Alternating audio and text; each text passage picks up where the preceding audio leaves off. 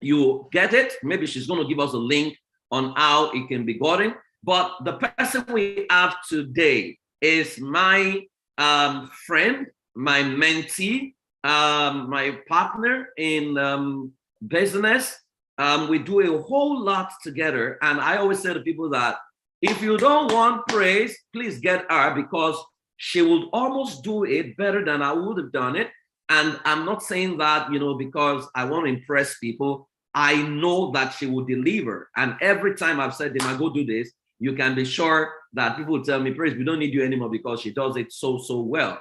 I have seen her grow so fast. I've seen her leave the banking industry to focus on this. I have seen her sit with me and we share a lot of things. When she's coming up with new things, I'm one of the first people she bounces it by. And I'm super excited at where she is. We're creating a movement of happy people. We believe that by the year 2050, the most happy people will be people who use the template that she's promoting, across the globe. So please, House of Saviors, get into the chat box and make welcome Dinma Nwobi, the Queen of Happiness. Dinma, you're welcome.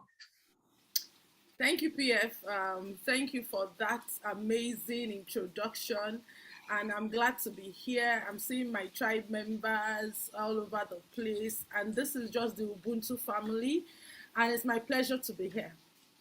And then, so let me just continue from where PF stopped. We're talking mental wellness. And then we want to talk about the architecture of intentional happiness.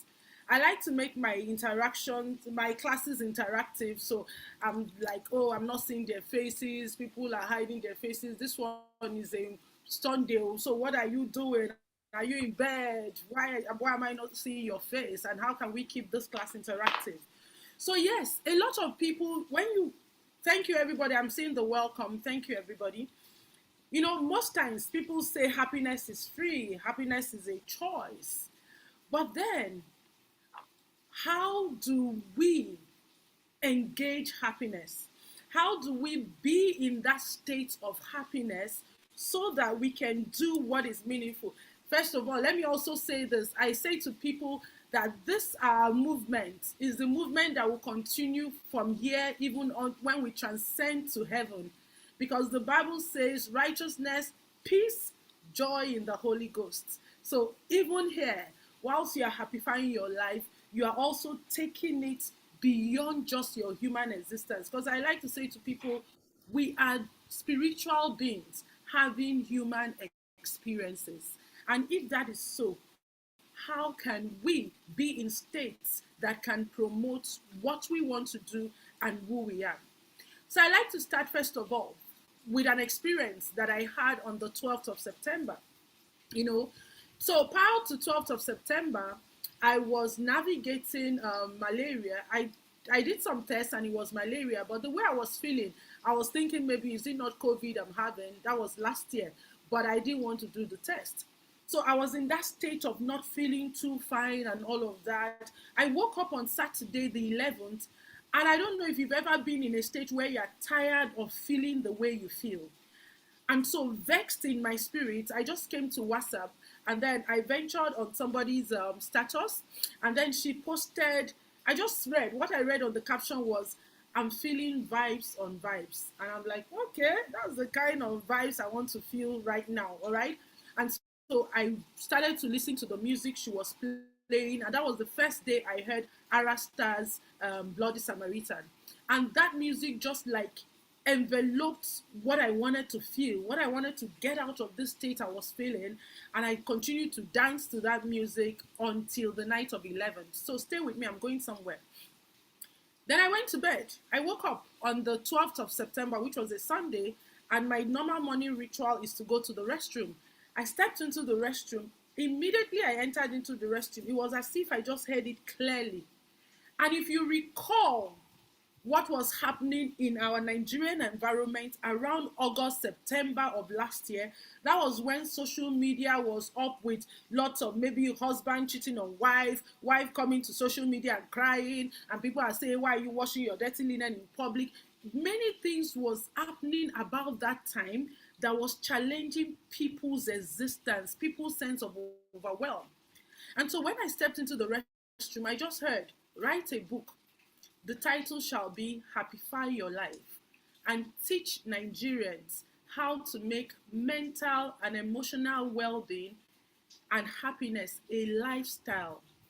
This is what we need now. And since that 12th of September, all of my focus has been on getting this book out, leading an experience to teach people the principles on that book. So maybe somebody is listening to me and said, so what happened? I sat down on the toilet seat and I started to write what I was hearing. Now, I don't want us to get it spooky, because sometimes when people share spiritual experiences, you're wondering, okay, so was the Holy Spirit dictating that? Over the years, I have been studying and researching and learning what makes people live a meaningful life. What is that thing? What is that way of being that somebody can wake up in a day, find meaning and purpose, and live that life to an extent that the person feels satisfied? So that has taken me to different fields: family life engineering, neuroscience.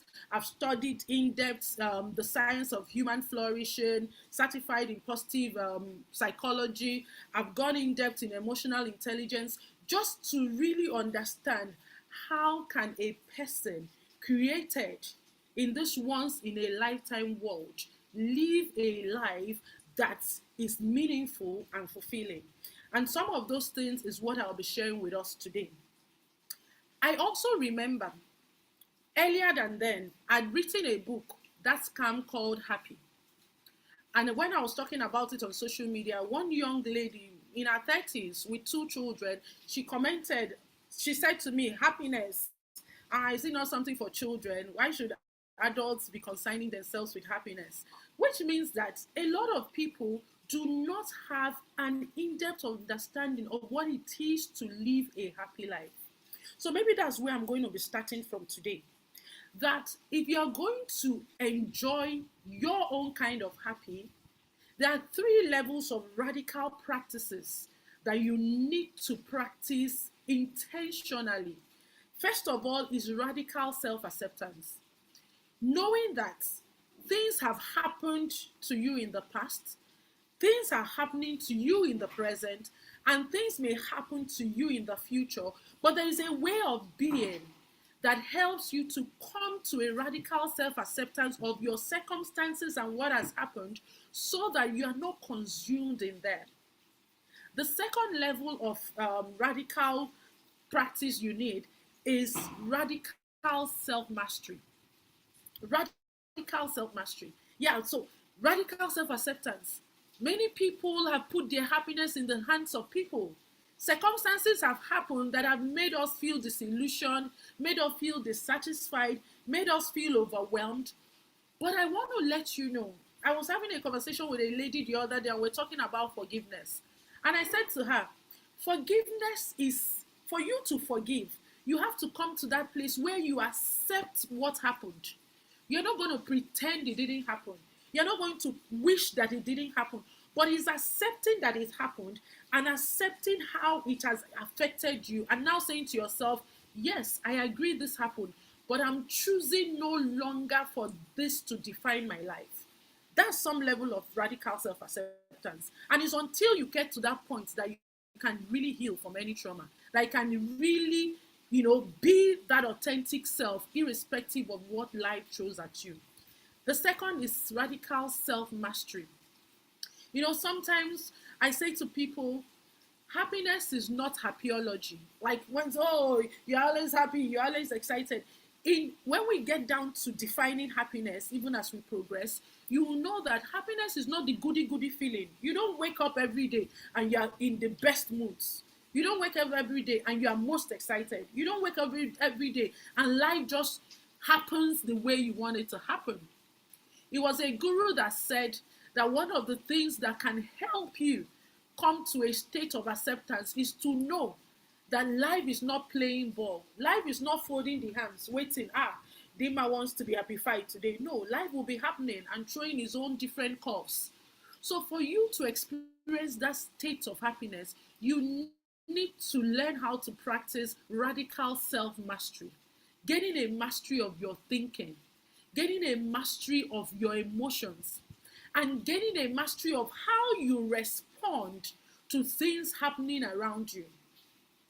So when I was sharing the spirit of Happified with PF, and I was saying, Dinma, the level of calmness and serenity that you exude even when things are tough is a case study that needs to be studied, because there are skills and methodologies to acquiring radical self-mastery such that you are intentionally creating experiences that bring you positive emotions, but you also know how to intentionally embrace negativity without wishing it didn't happen to you, taking the message from them and using them constructively. That's the second level of radical practice that you need to experience your own kind of happiness. The third is your radical self-expression. There, you will struggle in enjoying your own kind of happy if you do not understand how to express yourself authentically. I say to my mentees, you don't want to don't be like anyone. You don't need to be like anyone to be yourself, because there is a way you are wired to express yourself. And it's until you are expressing yourself in that peculiar way that you can feel that sense of happiness and meaning. So I see some people, oh, maybe they have mentors and they're like, oh, my mentor talks this way and uses this kind of teaching and does the kind of thing. And you want to clone yourself to become that person. But you will notice that deep down in you, there is this disconnection. There is this misalignment because it's not sitting with who you are, which is why there is no authentic happiness without discovering your strengths and knowing your core values. Because that is where your flow is. Because that is where you experience your own kind. So stay with me because I'm going to keep building on this. So if the three levels of radical practices that you need are radical self-acceptance, that irrespective of what happens to you, you get to the place where you not pretend it didn't happen, not act as if it should not have happened, but be able to look at this and say, this happened, this hurt me, this disempowered me, but I'm choosing to accept it as part of what has happened in my life journey that has formed who I am, and I'm radically accepting it and myself. And then self-mastery and self-expression. So those are the three levels of radical practices that my presentation will be on. So let me just get some thoughts flowing here. If I ask you, what does happiness mean to you? I'm waiting for like 3-4 people to come to the chat room. When you hear the word happiness, when you hear the word happy, what literally comes to your mind? How do you feel happy? What are the things that when it's happening around you, there's an increase of happiness? Talk to me, people. I'm waiting. Because if all of these people here do not yet know what it means for them to feel happy, then we're going to have to take all of us to Happified 101 so that I'm not going advanced and we still need to be in the kindergarten class. Can you all hear me? If you can hear me, please indicate. Hello? Okay, yes, you can. So why is nobody talking? What does happy mean to you? So for the time I'm going to be speaking with you, whenever you hear me talk about happy, please know that I'm talking about the compound the whole range of positive emotions, right? So because I don't want to be saying when you feel positive emotions, I've coined a word for it, which is Happified. So in that state of being happified is when you are feeling positive emotions, not just the emotion called happy in itself. I'm talking to the nuances of positive emotions such as hope, interest, awe, serenity, love, joy, contentment, all of that. So anytime you hear Happified, please think beyond happy, the emotion, and think positive emotions as a range, because that is really what it is. When we are experiencing all of these positive emotions, that we really are in that state where we say we are happy. Because if somebody is feeling interest and you are able to use your interest to project what you want, you are happy. Okay, so stay with me. Okay, I see somebody say happiness is attached to positive happenings, flourishing, absence of stress. All right, so let's get into, first of all, starting by trashing what happiness according to the architecture of intentional happiness. Because with my studies and research that is still ongoing, I created a framework, the architecture of intentional happiness, which simply is a simple methodology, a simple system that helps you as the architect of your life, the chief builder of your well-being, to intentionally increase your happiness. And so there's a working definition that I put together for happiness according to that. And it says that happiness is, first of all, enjoying a satisfying, flourishing, and meaningful life. So when it comes to feeling happy, when it comes to being in that state that you say, oh, I'm happy, there are four critical things there. There is the aspect of enjoying. You need to be enjoying life. You need to be at that point. And remember, I said that there are circumstances that are beyond your control, which takes me to look at the recent World Happiness Report.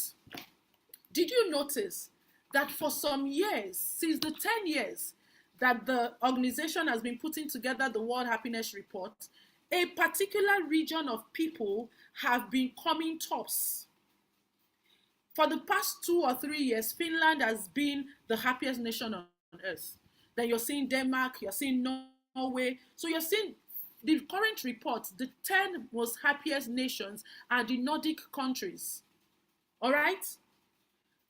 And then there are critical things, which I might not want to cover here, that is covered in that. But I just want you to know that Nigeria is 100, as at the last report, we are 118 out of the 146 countries that were tested, evaluated, and all of that. Yes, it's important that I mention this, that as a nation, there is a whole lot that our government has to put in place to increase our sense of happiness and satisfaction as a people, ranging from our GDP per capita, ranging from the resources and everything that is provided.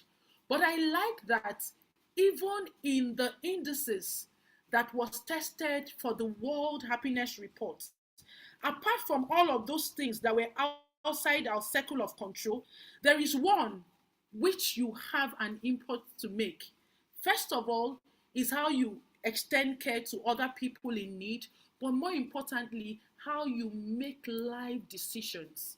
So I'm going to stay on that. I'm not going to talk about the one that is outside your circle of control, because it's important that you know that there is a lot that you have to do in enjoying a satisfying, flourishing, and meaningful life.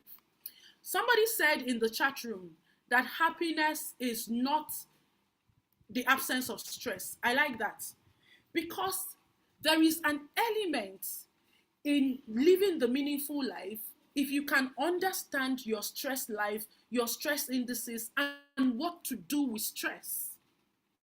So if I tell people in the Happified Humanity Haven that happiness is not the absence of sadness, it's not the absence of stress, because there can never be a time that life is all jolly jolly. Life is a polarity of up and down, good and bad, negative and positive. What helps you to enjoy that sense of happiness is what you do with the things happening in and around you. Okay, so let's keep that way, and then we'll move on. I was teaching somewhere, and somebody said that, oh, money does not buy happiness. And one young man wanted to fight the speaker. And he was like, what do you mean? I've been working for how many years and trying to grow my cash flow to so and so amount. So you want to tell me that if somebody gives you 10 million now, you will not be happy? So I stepped in to talk about it. And I said to the, I came in and I said, happiness can increase your, money can increase your happiness in the moment, but money cannot sustain happiness. And that leads me to saying why it's important that we're talking about what we're talking today. Because as human beings, we adapt.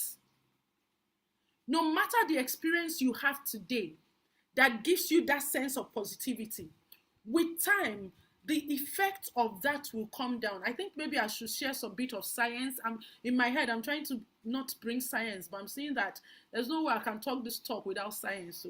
So let me just give you this a background to this. So a test was done.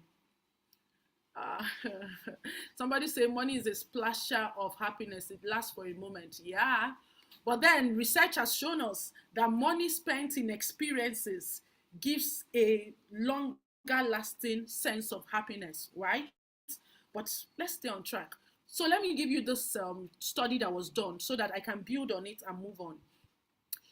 So a group of scientists decided to check what makes people enjoy a satisfying life and what even increases the sense of happiness in some people. And they decided to study about 2,000 set of identical twins. So that will tell you that the study spanned over some time. But I'm going to share what the findings that came out of that study was. It says that if, for example, what it takes to enjoy a happier life could be equated to 100%, that 50% of that is attributed to our genetic set points. And it means simply that each of us have a threshold of what keeps us in that state of happiness, that state of meaning. Meaning that my threshold may be different from Ophonimus' threshold. So that no matter what happens and I'm excited in the moment, I will always return to that threshold. Again, what it also showed us scientifically is that certain genes are predisposed to mental and emotional health issues. That means the same way that you go to the hospital and you are testing for sicknesses that are in your that are hereditary, like high blood pressure, diabetes, and all that, your genes predisposes you to some mental and emotional well-being issues like depression, anxiety, and the likes. But that's why I like what God has done for us, even as we continue. Because no matter what your genes predisposes you to, you can recreate your experiences if you understand how your brain functions and how that is linked to your mental well-being. So out of that study, we've dealt with 50%. We have another 50% left. The study showed that 10% of what it makes to live a satisfying life can be attributed to life circumstances. Now, this is the difficult part to teach, especially if you are teaching it to somebody who has gone through pain. Like somebody loses a child, and then you're saying that the effect of losing a child in the person's life is 10%. It sounds insensitive, right? But even in that, notice, for example, and I'm going to like for us to be practical here. No matter the height of pain you have felt in the past, think of something that happened to you 10 years ago and you were thinking, oh, I cannot survive this. Even though you've not lost the memory of that pain, or if it's a loved one, but do you still feel the pain the same way you felt it 10 years ago today? Likely not, because even as human beings, we habitate to all experiences. The only difference is because our brain is negatively wired, we get used to positive experiences faster than we get used to negative experiences. But definitely, so long as you have a brain and a spinal cord, you will get used to the negative experiences. The last part is the 40%, and that is where the architecture of intentional happiness is built around. To say that no matter what your genes are, no matter what your genetic set points are, no matter what life circumstances throws at you, there is a 40% opportunity that you have. And what is that 40%? It says it is the intentional ways that you think, the intentional ways you deal with your thinking, the intentional ways you feel, and the intentional ways you deal with your feelings. And then the lastly is the intentional actions that you take. All right? So that means, that is why I say to people, every form of positive emotion, be it happiness, be it hope, be it whatever, they are not just emotions. They are not just states. They are skills that can be taught and learned. So if that is it, what are the intentional activities of thinking, of feeling, and of action that can help to increase your life satisfaction? That's what we are really getting down to in this presentation, right? To say that so long as you have a brain and a spine, you cannot not think. I think somebody needs to frame this and put it somewhere.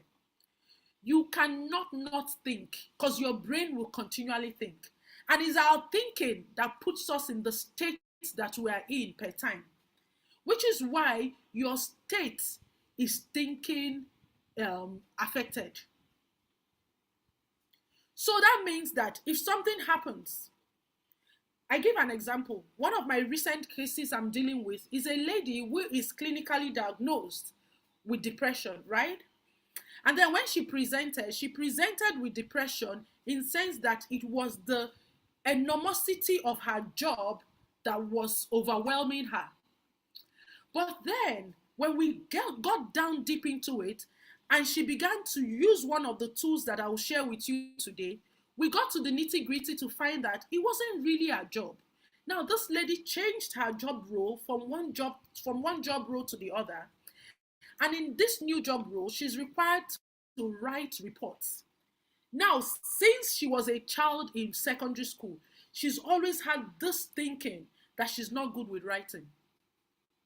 And so when she came into a job that required her to write, those same automatic negative thoughts continued to come, and that led to her being afraid. That led to her experiencing insomnia. She couldn't sleep.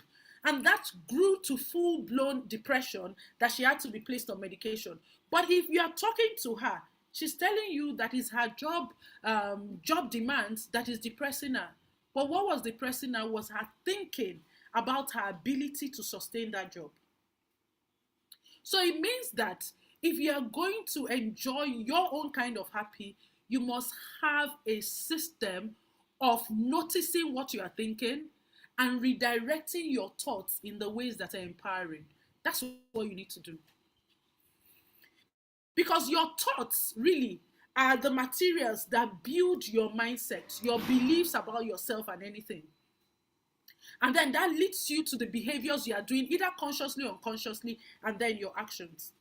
So what are the rituals? What are the things you do to notice what you are thinking per time and to channel your thoughts in empowering ways? If you talk about feelings, sometimes when we're talking, people will say, when you're coming to work or when you're doing something important, you should keep your emotions aside. Keep your emotions aside. Let's get serious. We're emotional beings. You cannot keep your emotions aside because your emotions reside are secreted from your pituitary gland in your brain. And so it's a makeup of who you are. So if you're going to stay happified, then you had better have a ritual, some systems that you engage in to befriend the emotions in your body, because the emotions are pointers and they are drivers to things that are meaningful to you. And then what are you doing intentionally as a person?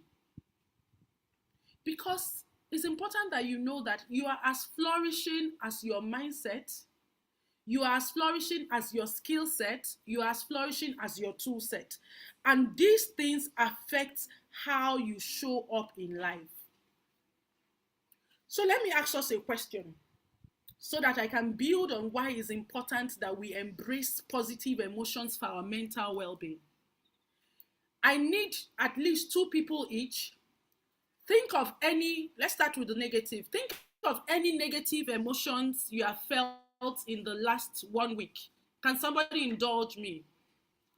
Think of any negative emotion you've felt in the last 1 week. Who is going to practice with me so that we can move on faster? Anyone, what negative emotion have you felt in the past 1 week? Okay, Akirobo, can you go ahead? So what is it? Type the negative emotion for me. Which is where we need to even start, which is where we need to even start the education. Akirobo, no income is not an emotion.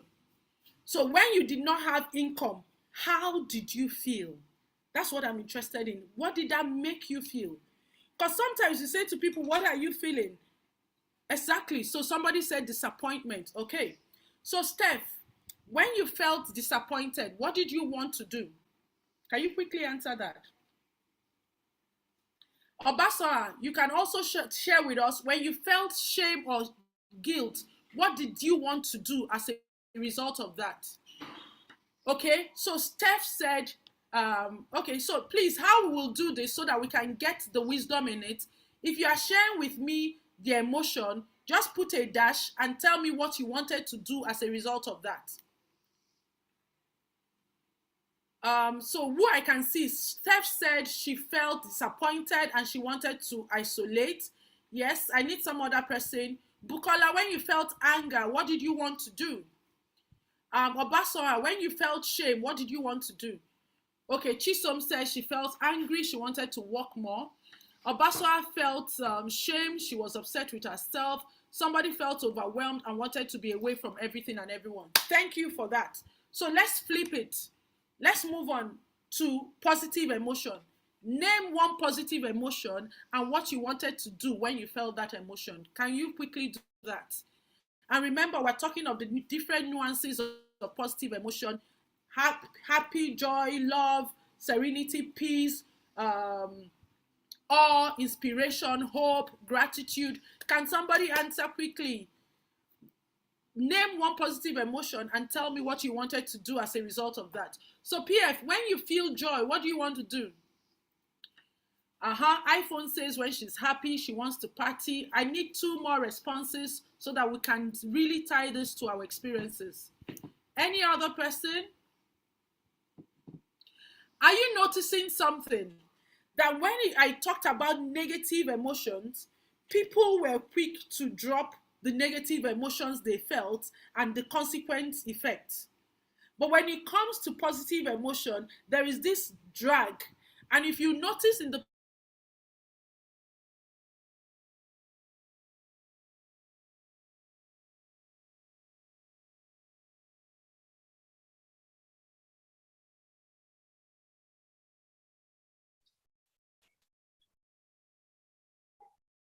pay more attention to negativity.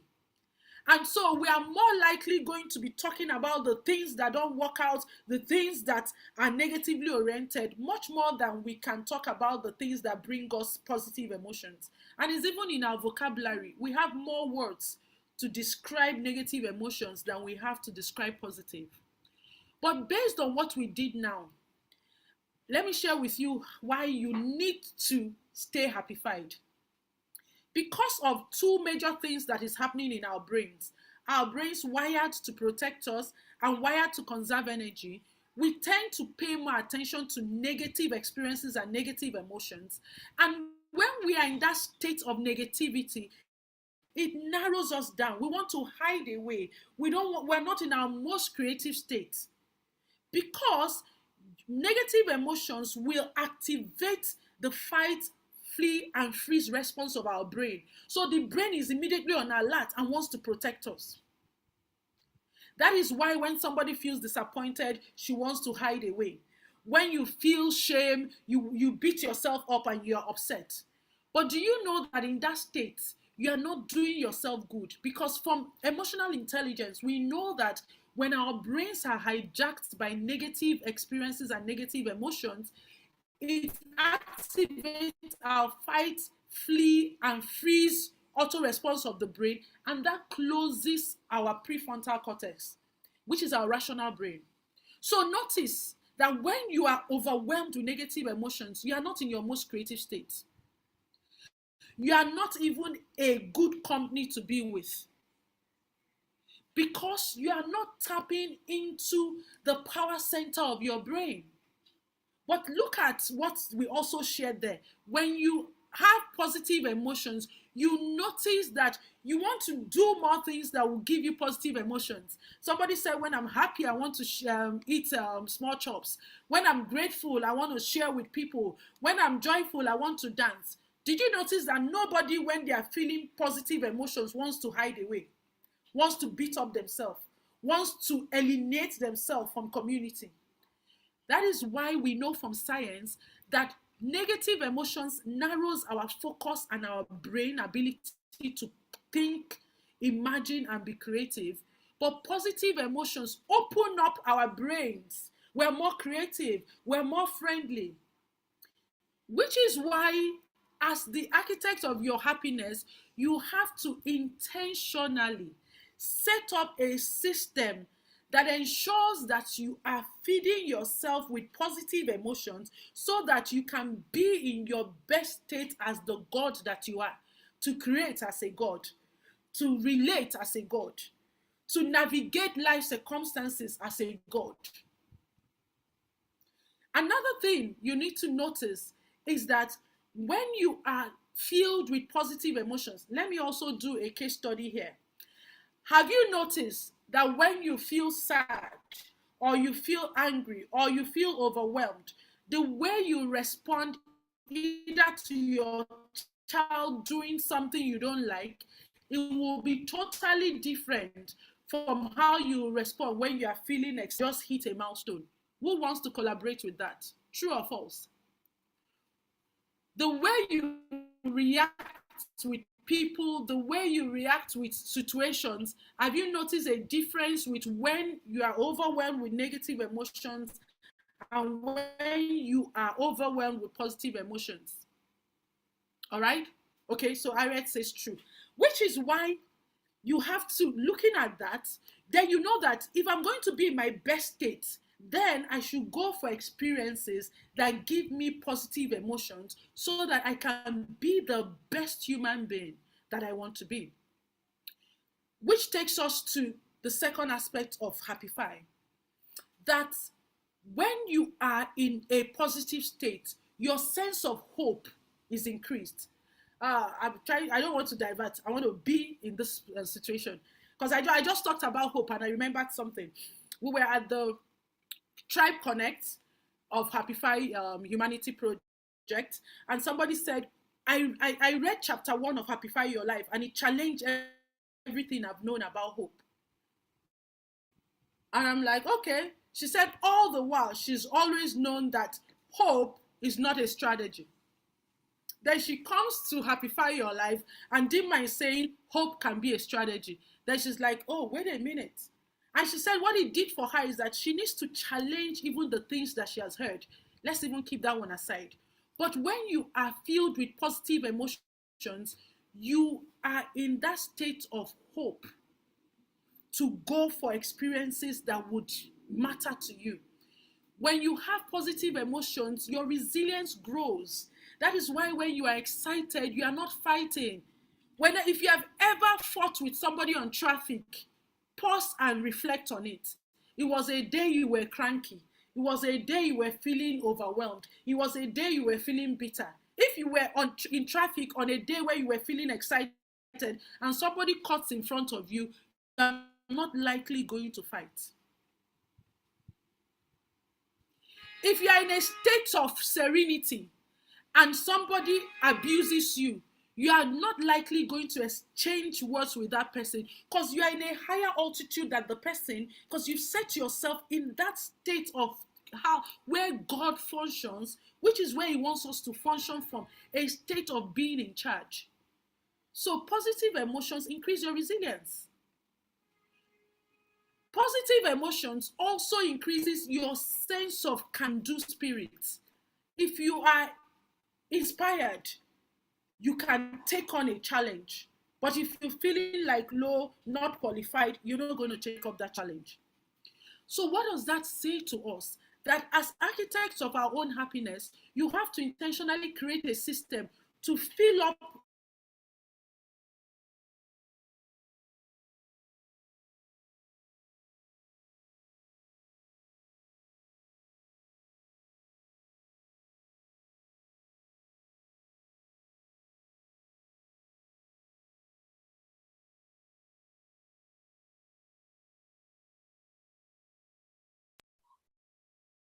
Okay, looks like network threw Dinma out. We believe she'll be back shortly. But what have you learned so far? What have you learned so far? Can you share? Okay, I think she's back. Okay, Dinma, over to you. Okay, so let me, where was I? Okay, I was talking about creating a reservoir of positive emotions, and which is simply having a system of the rituals, the routines, and the reminders that help you to walk towards radical self acceptance. Remember where we started from? Walk towards radical self mastery and walk towards radical self expression. And it's not about doing these things. Maybe today, oh, I'm low in spirits and I dance and then I feel high. It's about creating a system out of it. In Happify Your Life, we call it the Beehive game plan, which simply means gets you, being happified intentionally gets you legitimately high. Because that's everything is state dependent. The effectiveness you are at work depends on the state of your mind, the state of your emotions, and the state of your body. And so if you don't have proactive measures of putting your state in that state so that you can vibrate in the state that keeps you the way you want, then you will be succumbing to the pressures of life. So let me go. I think time is, I don't know if my time is still there because there's so much to talk about, but I just want to talk about tools right now because I say I've not shared tools and there's just a lot of digging I wanted us to do because fundamentally we need to start from that area where a lot of people do not understand that life, why we are alive is for us to be happy, if I'm going to summarize it that way. Because happiness is a felt sense of pleasure and purpose. Because I say to people, this life lived once. Nobody, as much as they've taught us about reincarnation and all of that, none of us knows really of essence what the afterlife looks like. As much as our faith also is encouraging us to prepare for a life with our supreme being. But in this level of existence as humans, this is the one chance that we have. And if this is the one chance that we have, as far as I'm concerned, we ought to live it freely, fully, and happily. So how do you keep your state? What rituals and routines do you engage in to keep yourself in the state that can bring you pleasure and that can increase your sense of purpose as you live? That's what it is. What are you going to do in the morning? What do you do at midday? What do you do at night? There are lots of rituals and routines that you can do, but unfortunately, we are a people that follow the bandwagon. If PF comes now and say, oh, in the morning, I sit like this and I meditate, and that is where I hear God talking to me, everybody starts meditating. Even if meditation is not what they need at that time to connect. That's why I say to people, one of the most useful questions you can ask yourself every day is, what do I need right now? And it comes from a state of mindfulness. If you're not mindful, you cannot connect to yourself. And if you cannot connect to yourself, how can you now have self-mastery? How can you have self-acceptance? How can you even know yourself enough to express yourself in the authentic way that brings you happiness? Which is why in Happify, I shared a diagnostic tool where you can, there are different, I can't come and tell you, oh, these are the activities you do that bring you happiness. There are different activities of thinking, of feelings, and of action. But what I'm interested in is your own kind of happy, which means that per time. Whatever you're doing, it needs to align with what you need, what your interest is, and what you value. I've had to work with a lady who also coincidentally was dealing with clinical depression. And I said to her, okay, she's met somebody in the past. She was working with the person before she came to work with me. And I'm like, okay, what are the interventions you've been doing? What has happened? I just needed to update her case file so I know where we're continuing from. And she said, oh, I was working with this mental health practitioner and he placed me on a gratitude intervention. And I asked her, how did that work for you? She said, oh, for me, it felt inauthentic because I was just doing it mechanically because I was told to do it, but I wasn't reaping the benefits. Although I know that gratitude intervention is one of the proven interventions that reduces depression. But it is not meant for everybody at every stage of their levels of depression. But the young man was simply giving her tools that he knew until she took the person fit diagnostic exercise, which is an evaluation that helps you to choose by yourself. That's the power you have. Choose by yourself, what will I be doing per time that aligns with my interests, my value, and my need, so that I'm not engaging in it out of guilt, or I'm not doing it because they say they make person feel this way. Meanwhile, it's not working for you. I think authenticity is one practice everybody listening to me should learn to practice. The more you practice authenticity, like literally choosing to be yourself, literally choosing to do what resonates with you in terms of your connection with your supreme being, your superpowers, and everything, that's when you will be happy.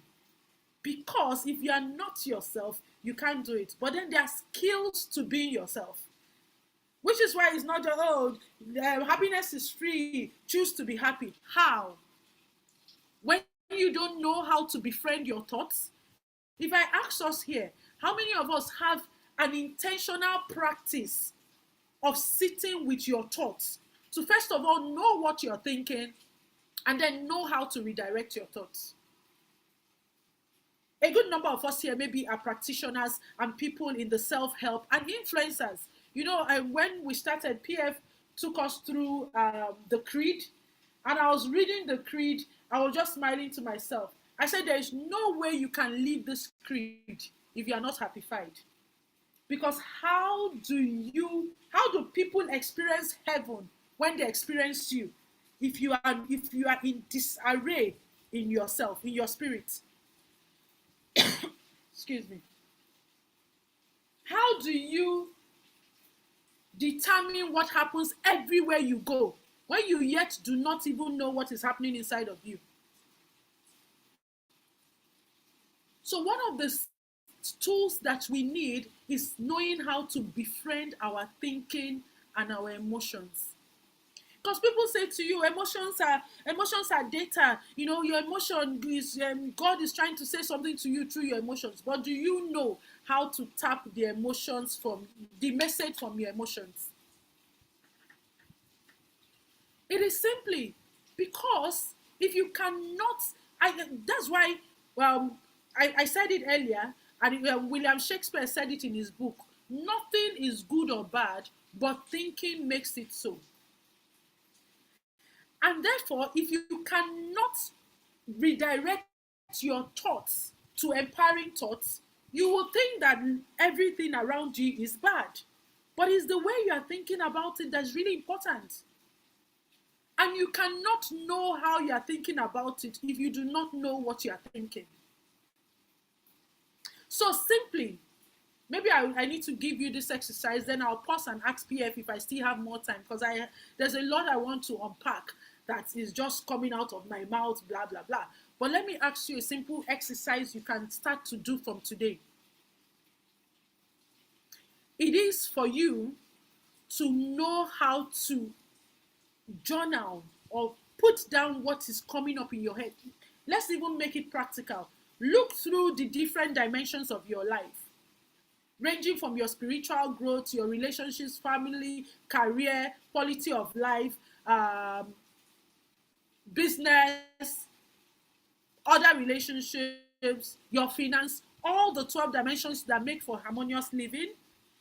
Pick one that you feel that you are not experiencing that sense of happiness and satisfaction in.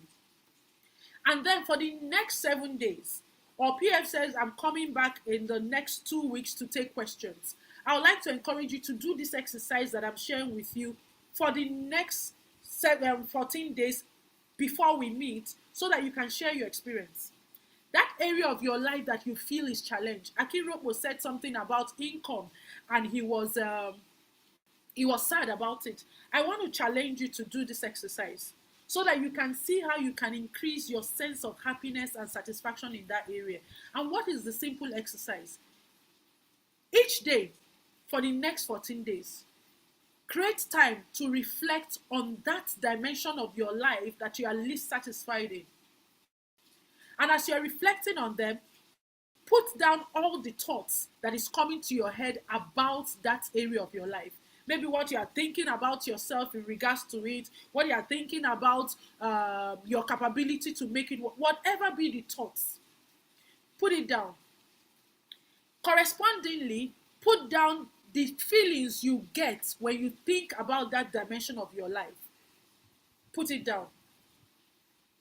And then journal this for the next 7 days, 14 days. And when we come the next day, I will do an exercise for you that ties for you knowing why you are feeling the way you are feeling in that area and why it's not bringing you a sense of satisfaction. Because ultimately, what you need to thrive are rooted in your thinking and your emotions. And if you cannot tap the message, you can't make progress beyond the level of progress that you're making right now. That's the first intervention that I will leave you with. And I think that is a good way to wrap up today, except if I have more time, then I can take some questions and all that. So please practice that. Remember the dimension of life you are least satisfied in. Reflect on them every day. Journal the thinking, all the thoughts. I didn't ask you to classify them. Don't classify them whether they are good thoughts or bad thoughts. Just write as many as come to you about that area. Sometimes you will notice, because your mind is on the search for these answers, it may not even be when you are reflecting on it. You can be somewhere and a thought drops. Put it down in that journal. And then journal what you feel about you and your capabilities in that dimension. And then when we come next, we will look at an exercise that can help you to know why exactly you are where you are in that dimension and what you need to do to increase your sense of happiness and satisfaction in that dimension. I think PF gave me 45 minutes and I like to keep to time. I think my time is up, except I'm told to continue. But let's pause here. Okay, thank you very much, Dinma. Well done. Please, let's show us some love. If you have questions, we can take 2 questions today, because we're going to do an interview for you on the 3rd week. But if I may ask you, depression is now becoming a buzzword. Everybody talks about depression, and I think somebody was saying that depression is lack of expression or something. I mean, it sounded motivational, and I started laughing. But why does it seem suddenly depression is becoming the in thing? And what can people do, at least maybe daily exercise activity that can keep their mental wellness, especially, I mean, if you live in Nigeria, the rate of the breaking news can be a mess. As you are looking at this one is coming, this lover is coming, everybody is coming. It can mess up people, right? Some of us have learned how to insulate ourselves by creating our own news and our own media ourselves, but others have not. What can people do? Practical things they can do almost immediately. Yeah. Okay. Thank you, Pierre, for that. And I think that's a good question, because we're in the era of increasing awareness of mental health. and that is also causing its own level of problems. So even at home, for example, if you know the popular band BTS, the Korean music group, so they needed to disband because some of them are old enough to go into the army. And my daughter comes to me, I'm depressed. BTS is disbanding. And I'm like, okay, this buzzword that everybody is using. First of all, we need to know that there's a difference between a depressive mood and depression. All of us as human beings experience depressive moods. When you're feeling sad, when you're feeling out of sorts, when you are not just feeling in the mood to do anything and you are sad, that is some depressive mood, right? But that is not to be classified as the mental health condition of depression. Because depression is when it is extreme, it is excessive, and it is consistent. So consistent level of sadness and disassociation from meaning is what will be classified as depression.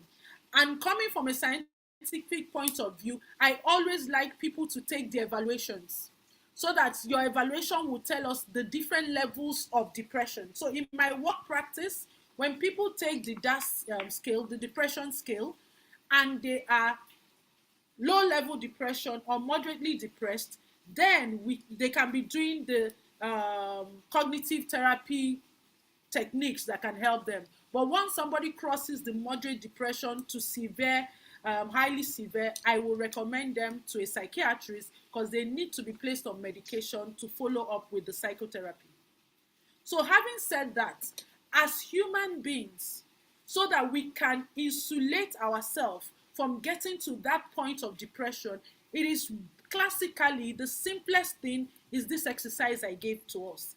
Because it is our thinking about what is happening that makes us sad, which, if not checked, leads to depression. So that means that you need to, per time, have a way of checking what are my dominant thoughts, so that once you're noticing that the thoughts are becoming increasingly negative, then you use any of the tools that I'll share now to redirect the thinking. But you can't change the thinking if you don't know what you're thinking. So it starts first of all from practicing mindfulness. Mindfulness of being able to sit and listen to your thoughts. Because practicing mindfulness of stillness may be hard for some people in this busy life where everybody is chasing one thing or the other. That is why journaling is recommended, so that you can write down those thinking and be able to question them. In different levels of disempowering thinking, the one that gravitates to depression is the thinking about you, and not necessarily the thinking about the circumstance. So we have, the word is escaping me, we have the what if thinking, which leads to anxiety. We have the thinking about self. So basically, there are three things that lead to you going into depression. First of all, when you personalize everything. When things are going wrong or whatever is happening, remember to remind yourself that it's not about you.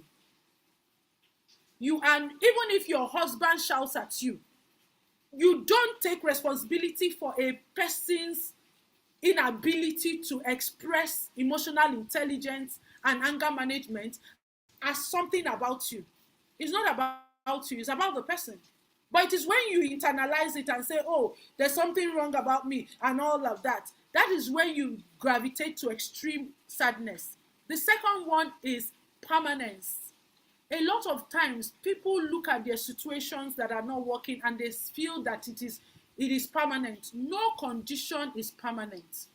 So if in the moment you are vying, for example, for an appointment, or you submit a proposal and the proposal doesn't work, it is because you are thinking that is the only proposal you can ever submit that will work. That's why you get sad. But if you recognize that that is not the end of it, That I may have been rejected here does not mean I'll be rejected forever. You will dust off that momentary sadness and pick up yourself again. But if you dwell that it is permanent, you will be in that state that will increase your depression. And lastly is the one of pervasive. And in pervasive is when one area of your life is not going well, you conclude that every area of your life is not working well. Meanwhile, we're talking that there are 12 dimensions of life. So if your marriage is not working, is your career working? Is your relationship with your children working? Is your community contribution working?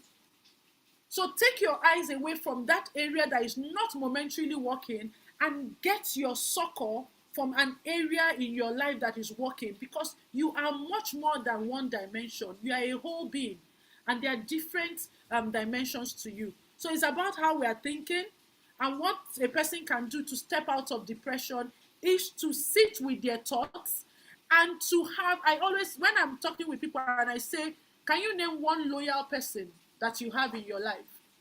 Any man who does not have one person that he can be vulnerable to is in danger of depression.